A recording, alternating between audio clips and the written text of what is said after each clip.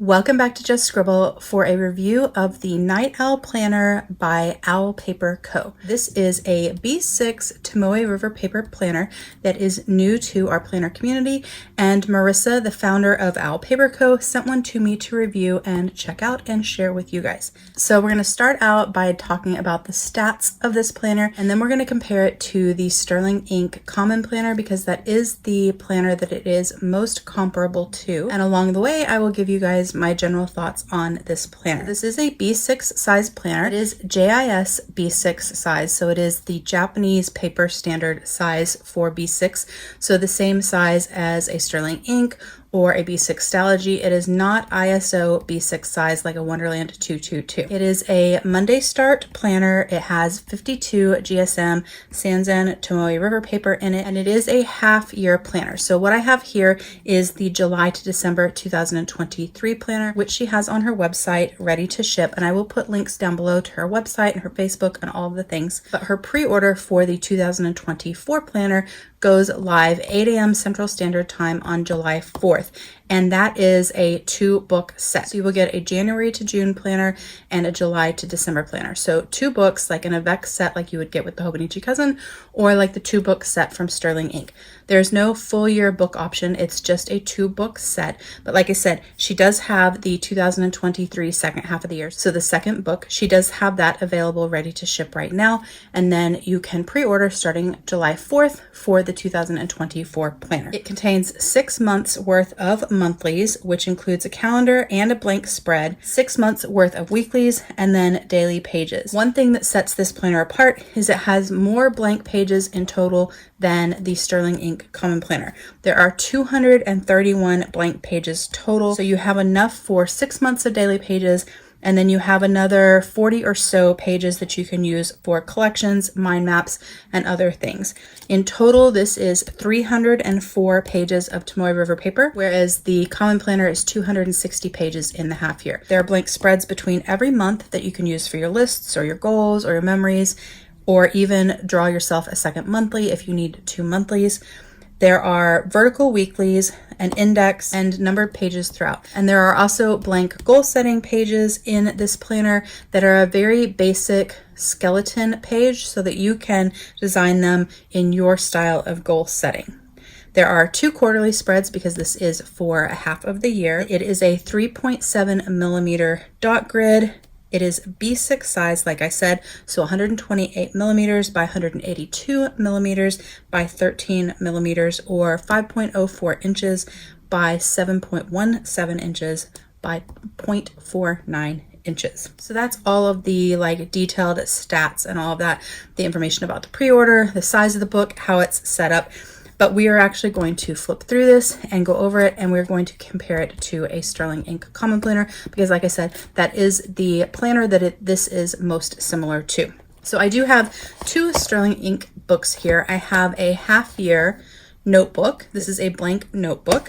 And then I have the second half of 2023 in the B6 size. This is my second half of the B6 Common Planner that I'm using as my personal planner this year.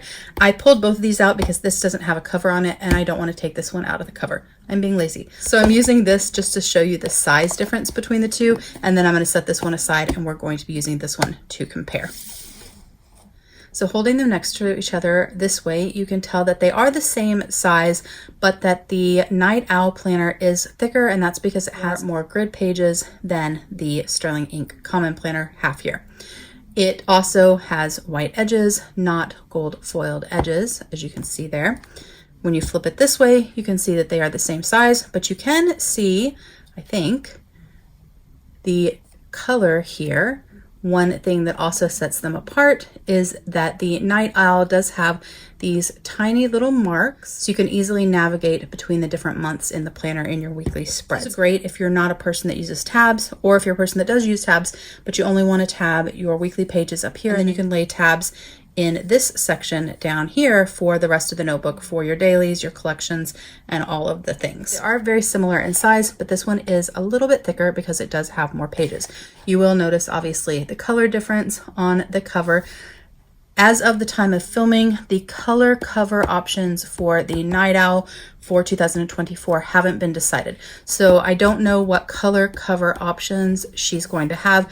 I do believe it's going to be this color and one other color, and I think that it comes in a set. So I think you'd always get this cover color for one book, and then the other cover color is for your other book, but I'm not 100% sure on that. So you definitely want to follow her on Instagram and Facebook so you get all of those details. To me, the cover color doesn't matter all that much because I do generally put them in some sort of a clear cover, and I often put decorative paper behind that. So if I don't like the color for some reason, I can cover it up. The Sterling ink planners in 2023 and their notebooks have a paper cover with a leatherette finish, but they are paper. In 2024, they are a PVC fake leather cover, so they are going to be more durable than the paper covers from 2023. The paper cover in the original Common Planner was super soft and bendable, and then they changed it to a thicker, stiffer, reinforced cardstock. But the 2024 planners are going to be kind of somewhere in between, softer, not quite this soft and bendy, but pretty similar to this, and actually probably fairly similar to this. So this is a faux leather cover. It doesn't really have a texture on it. It is a stitched binding. You can kind of see the stitching just like you can see it on the Common Planner. It will lay flat. It does have the year and the months marked on it on the spine, and then also on the front, and then it has their logo and their brand. So I'm going to set this notebook to the side, and we are going to check out this planner and then compare it to this planner. I will say that this planner is very similar to the Sterling ink planner. There are a lot of similarities, but there are also quite a few differences. And so I definitely wanted to share this with you guys because, one, I like to support small businesses, and I love that companies are coming out with more Tomoe River paper planner options for us so that we can find the perfect planner for us. I also really like Marisa's story of why she created this planner, and you can read it in detail on her blog, and I will have links to that in the description box down below.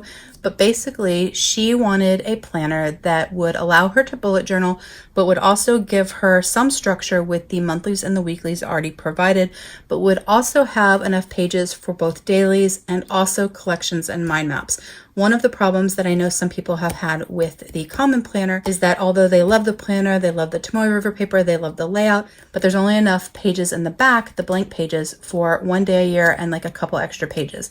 So if you were to use the Common Planner and you were to have a daily every single day of the year that was one page, you wouldn't have enough pages left in there for collections and other things. And that is one of the things that Marisa struggled with finding, was a planner that was a nice portable size, gave her the structure that she wanted, but also had a lot of flexibility to do her bullet journaling the way she wanted, and enough pages to do dailies and also collections. And that's kind of how this came about, and I think that's awesome. Making your own planner is a giant investment and a whole lot of work. It's something I've actually been toying with myself and kind of working on the side. Like, if I made a planner, what would I put in it? How would I make it? And so I'm super impressed that she was able to make this planner and that it is so nice and so well done. But now let's get into the planner. So when you open the planner, it does have her logo all on these opening pages, and then it has a place for you to write who this journal belongs to.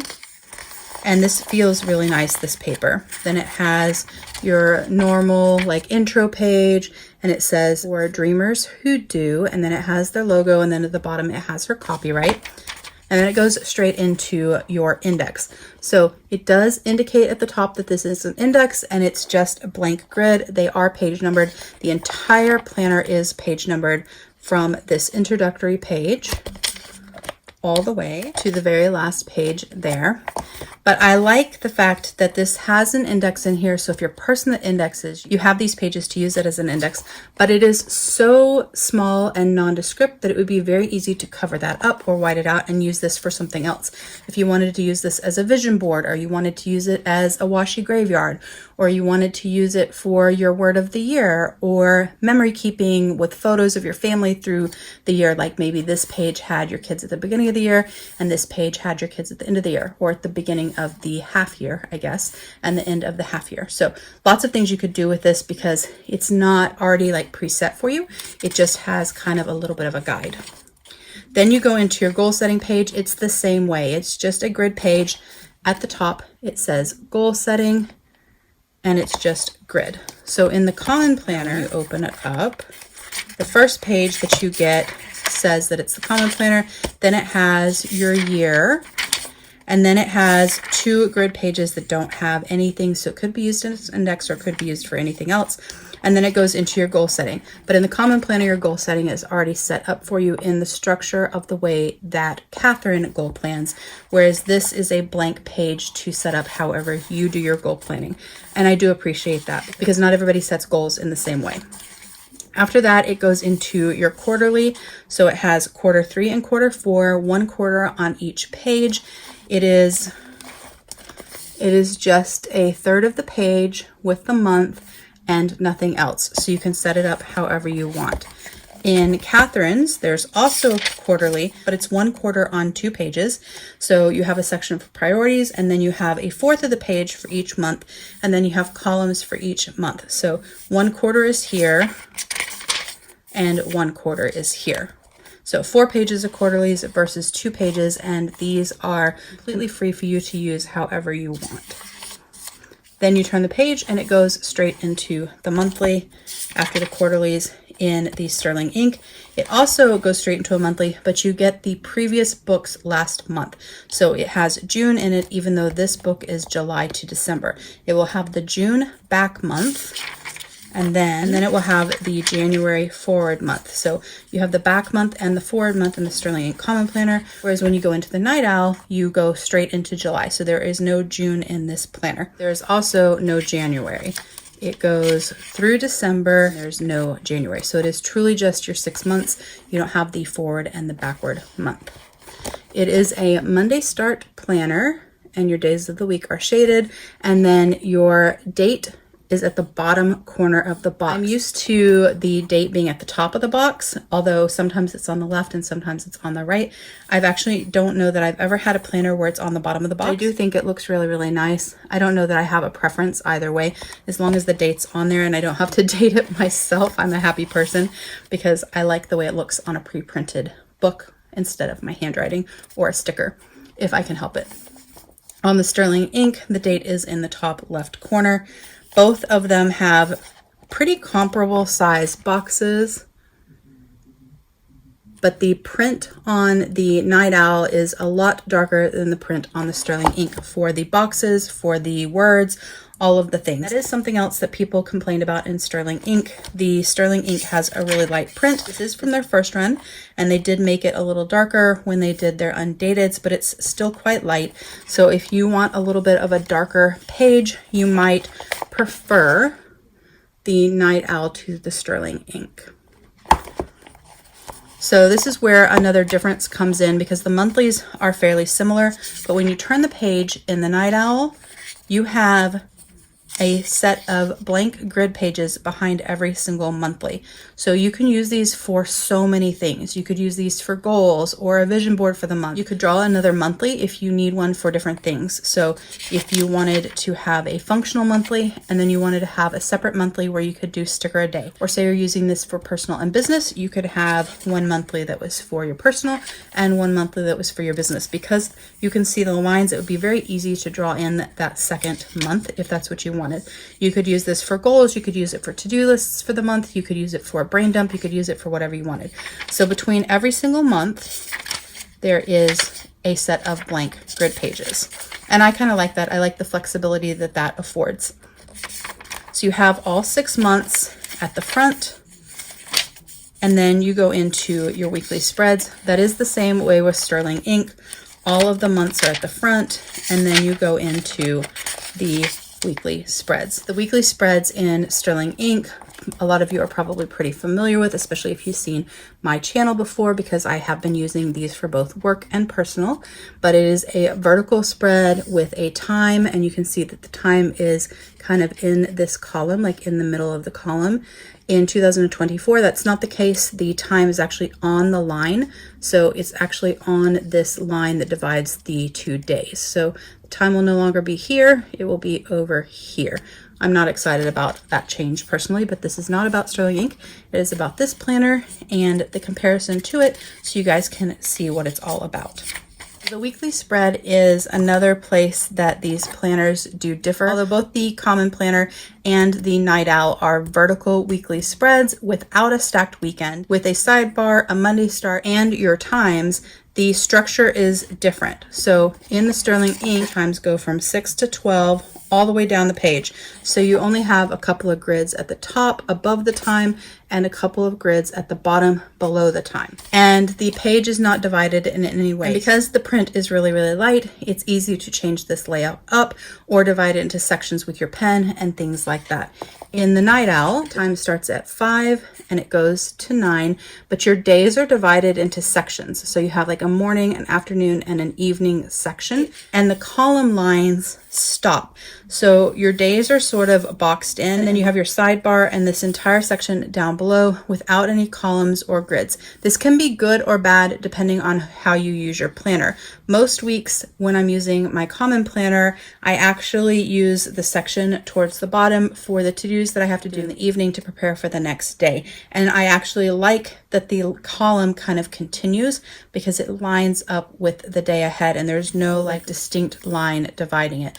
But at the same time, I can still do that here. And also, if you don't do that and you don't need your day to continue, you can write across this way. You can build habit trackers across and happy mail tracking or journaling or gratitude. And so you can use this space down here differently because you aren't sort of boxed into the columns.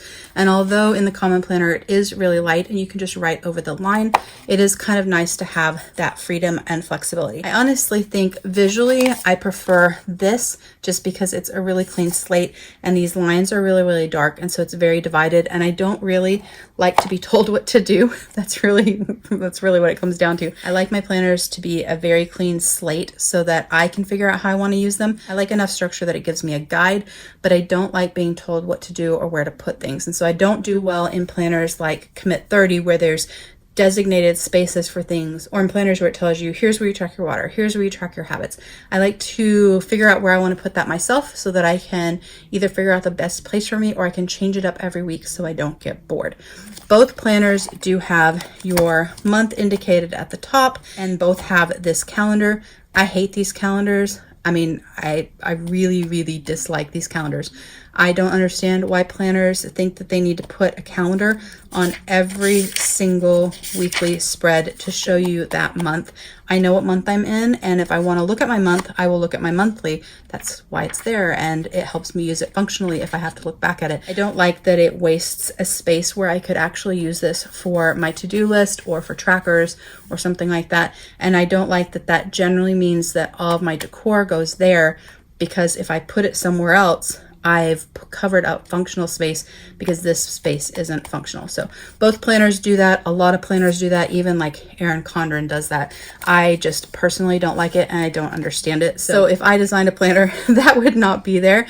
But I know that pretty much every planner does it. So I'm not like super surprised that that's there. I think that the font is really, really clean. It's a little less dressy, I guess, than the Sterling Ink font. The Sterling Ink font just has this little air of like femininity, for lack of a better word. And this is more of just like a straight, Arial font. But I like that the font is clean, easy to read. I don't like when a font isn't easy to read. And I like that this planner, just like Sterling Ink, does not use military time. I have no trouble using military time, but it saves me just a snippet of brain thought to not have to convert. But I also think that it makes the planner more functional for people that are shift workers. It allows them to use the planner for their time schedule better. So I appreciate that it does not have military time. This is the weekly spread, and it goes through all of the weekly spreads for the 6 months through the end of the year. And this year, the end of the year is on a Sunday. So that is the end of December, and that is your weekly spread. Like I kind of showed earlier, there are marks so you can see where your months are in your weekly spread. They do have color, but it's a very tiny bit, and it makes it easy to see even when your book is closed. So I do like that feature. And then after that, it goes into your grid pages, and that's it. It's just grid pages. 231 grid pages in the back to be exact, whereas the Sterling Ink has 189 based on their page numbering, but they do have this grid page over there, so it's really 190. The other page differences are in the front because you have those blank grid pages between every single month. So that is how the NightOwl planner is set up and how it compares to the Sterling Ink Common Planner, which is the most comparable planner that I know of because it comes in a half-year planner just like the NightOwl. It comes in vertical weeklies just like the NightOwl. It has goal planning just like the NightOwl. It has quarterly planning just like the NightOwl.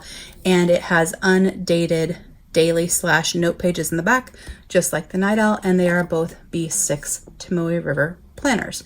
So I find these planners to be quite comparable.